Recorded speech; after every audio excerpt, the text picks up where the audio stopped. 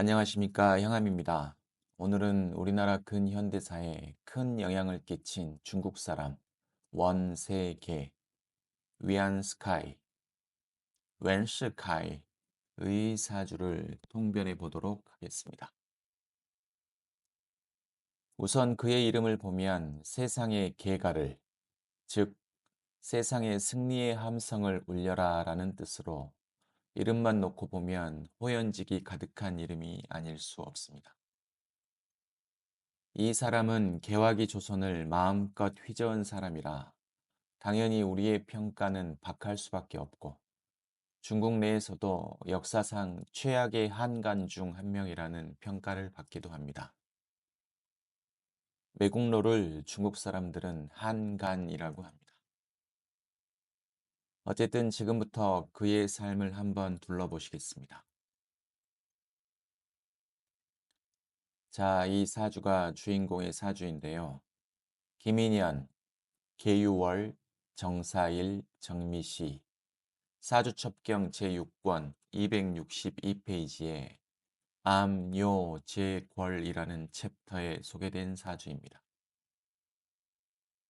암묘제궐이란 암암리의 대권을 맞이한다라는 뜻으로 지존의 자리에 오른다라는 말로 이해하시면 될 듯합니다.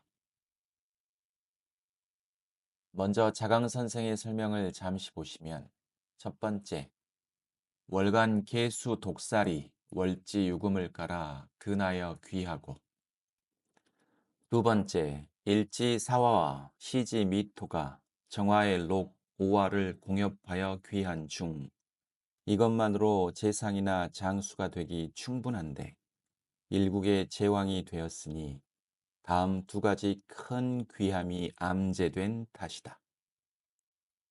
그 첫째로 연지 미토와 월지 유금 사이에 정제 신금이 공엽하여 신유합으로 계수 독사를 크게 돕고 있고 연주 기미토가 미신유로 토생금하였고 두 번째로 연지 미토의 대충인 축토가 암암리의 일지사화 월지 유금이 사유축으로 합하여 황제 자리에 오르게 되었는데 오래지 않아 자리에서 물러나게 된 이유는 이 귀한 제궐 축토가 정사일주 기준으로 공망이 되어 공망제궐로서 성공하였다가도 곧 실패로 돌아간 까닭이다. 이상이 사주첩경의 군더더기 없는 깔끔한 통변 해설입니다. 자강 선생께서도 이 사주는 특수한 사주다라고 하셨듯이 이 사주에서는 공엽의 존재와 역할에만 주목하셔도 큰 공부거리가 될 거라 생각합니다. 다른 사주를 통변하실 때 특히 천을귀인의 공엽도 잘 살피시면 사주 해석에 많은 도움이 됨을 말씀드려 봅니다. 천을귀인의 공엽은 주로 일지와 시지 사이의 공엽을 보는데 이는 뜻하지 않는 귀인의 도움을 받게 된다고 하며 실제 통변으로도 적중률이 매우 높은 사항입니다. 다만 사주 공부에서 잊지 말아야 할 것은 천을귀인뿐만 아니라 모든 적용과 통변에 있어 절대로, 즉 무조건은 없다는 것입니다. 다시 말해 공엽된 천을귀인이 사주 원국과 운의 흐름에서 반드시 필요해야 하고 형충파해를 당하지 않아야 하며 합거되거나 합파한 기운이 설기되는 등의 상황에 놓이게 되면 헌물을 켜기 십상이라는 점입니다. 다시 말해 사주 통변에 있어 가장 중요한 것은 사주 전체의 상황을 면밀히 잘 살핀 후 다른 것들을 적용해야 된다는 것입니다. 자, 그러면 이 사주를 더 자세히 들여다보도록 하겠습니다. 첫 번째, 이 사주는 화기운이 강한 듯하나 사유금국으로 생계수하여 사주의 정기가 계수 편관에 집중되어 있어 일간 정화가 생각보다 튼튼하지 않습니다. 그나마 월지 유금이 정화의 생지이고 천을 귀인이라 일간 정화와 평관 계수의 밸런스가 흐트러지지 않는 오묘함이 있습니다. 따라서 이분은 10대 이후 일간 정화를 보강하는 화대운인 경오대운부터 일찍이 출세 가도를 달리기 시작합니다. 1882년 조선에서 이모군란의 사변이 일어나자 청나라의 실세 이용장의 참모 오장경을 따라 조선에 파병되어 이모군란과 1884년 갑신정변을 진압하는 데 맹활약을 한 뒤 1894년 청일전쟁 직전까지 실질적인 조선 주재 청나라 총독의 대리 역할을 매우 충실히 수행한 것을 시작으로 이후 이용장의 북양군을 물려받아 이를 발판으로 승승장구하며 관운의 정점을 향해 한 걸음씩 나아갑니다. 두 번째, 월지유금과 일지사화가 사유금국, 즉 재성국으로 일주 정사와 합신하였는데 재성은 육친으로 아버지, 재성국은 아버지 형제들이라고 볼 때 일주와 합신한 것은 타가기식, 즉 작은아버지에게 입양되어 자랐음이 통변의 근거가 되고 사주원국에서 인성은 연지와 시지, 미 중에 을목이 있는데 미토는 을목의 묘지이고 입양되어 부모와 떨어져 자랐을 것이므로 어머니와의 인연은 약함을 나타내는 것으로 통변하였으며 또 어렸을 때 공부하는 담을 쌓았다고 하는데 이 또한 인성인 을목이 임묘하여 그러한 것으로 통변하였습니다. 세 번째, 사주원국에서 일간과 관성이 밸런스를 잘 이루었고 대운도 신주를 보강하는 흐름을 타고 있어 뚜렷한 관성을 명주가 잘 관장하여 관운도 창창하고 자식도 무려 32명이나 두었는데 조선인 첩들에게서만 15명의 자녀를 두었다고 하니 식신이 왕하고 반듯한 수기 덕분으로 통변하였습니다. 이 또한 식신에 설기된 일간을 대운에서 잘 보강하여 주는 운기의 흐름 덕으로 보여집니다. 하여튼 참으로 대단하다 하지 않을 수 없네요.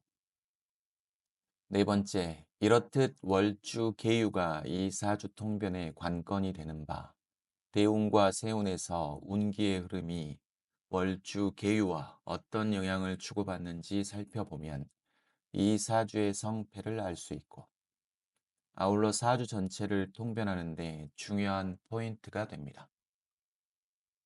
무진대운에 들어서자 거대한 토기운이 일간 정화를 방전시키고 진토가 월지유금을 묶어버려 승승장구 관운의 제동이 걸리기 시작하는데 이와 동시에 굳이 사족을 덧붙인다면 진토는 일지사화와 진사지망이 걸리고 진습토는 정화의 화기를 억제하므로 잘 나가던 원세계에게도 위기가 찾아옵니다.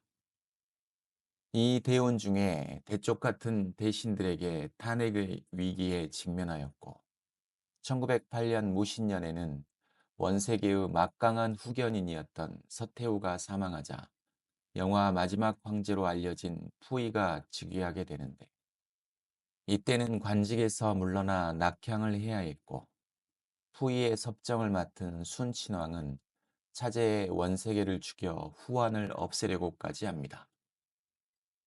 대운에서 진유합으로 격이 묶인 가운데 무신년의 신금은 편관 계수의 사지이고 일지사화와 사신형합으로 역시 지지가 산란하게 됩니다. 이러한 위기의 순간 대운이 바뀌어 정묘대운에 접어들자마자 거짓말처럼 드라마틱한 국면의 전환이 이루어지는데 1911년 신해년 신해혁명이 발발하여 이를 진압하기 위한 적임자로 원세계는 화려하게 필드에 복귀하게 되고 청나라 총리 대신을 시작으로 이듬해에는 손문에 이어 중화민국 2대 임시 대총통에 오릅니다. 이때 옛 부하였던 아랫사람의 덕을 톡톡히 보게 되는데 아랫사람을 뜻하는 반듯한 식신과 이 식신에 끌려다니지 않고 잘 감당할 수 있도록 해준 대운의 덕이라 보여집니다. 식신이 잘 발달하여 잘 베풀었을 것으로도 통변해 봅니다. 바뀐 정묘대운에서 묘목은 편관 계수의 생지가 되고 묘미합으로 묘유충은 성립하지 않음도 귀하고 묘미 목국으로 일간 정화를 생하며 사주가 전체적으로 요통됨도 아름답습니다. 또 신해년의 신금은 시간 정화를 충거시키는데 이 시간 정화는 일간 정화 원세계의 경쟁자 손문을 가리킵니다. 그리고 임시 대총통에 오른 1912년 3월 10일은 임자년 갑진월 임신일로서 연월 일지만으로 신자진 수국, 즉 관국을 이루어 월간 계수의 뿌리가 되어주니 가히 더 바랄 것이 없습니다. 다섯 번째, 대운 자체가 나쁘지 않은 데다 권력의 정점까지 올라 만족함을 알고 이대로 쭉 갔으면 좋았을 것을 1915년 12월 12일 원세계는 중화 제국 초대 황제에 셀프 등극합니다. 최근 우리나라에서 발생한 뜬금없는 셀프 계엄 탄핵 사태와 매우 유사한 상황이 벌어진 것이지요.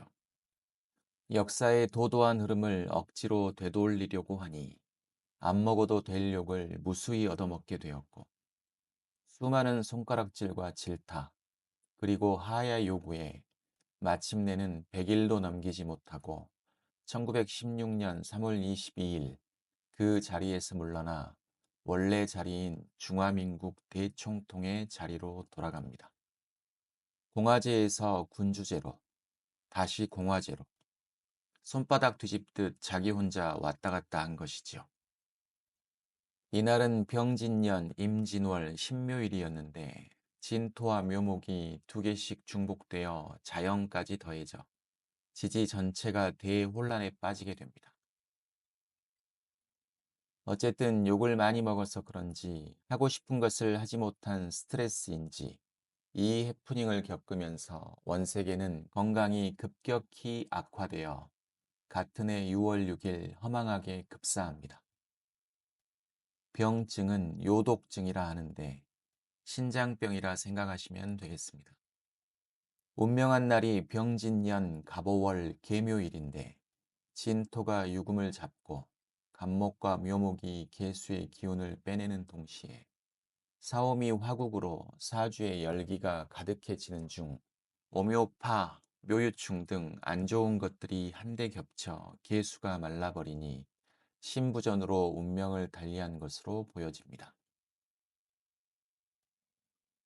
생전에 이미 웬만한 부귀영화는 다 누렸을 터이고 사후 성대한 장례식이 거행되었는데 죽은 자는 자신의 장례식을 알 수가 없을 것이므로 급격히 사그라드는 불꽃을 느끼며 임종에 임박하여 과연 자신의 삶을 반추할 때 자신의 이름처럼 세상에 개가를 울리며 후회 없는 삶을 살고 간다고 느꼈을지 아님 그 반대였을지 그도 아니면 일장춘몽의 허상이었다고 느꼈을지 문득 그것이 알고 싶네요.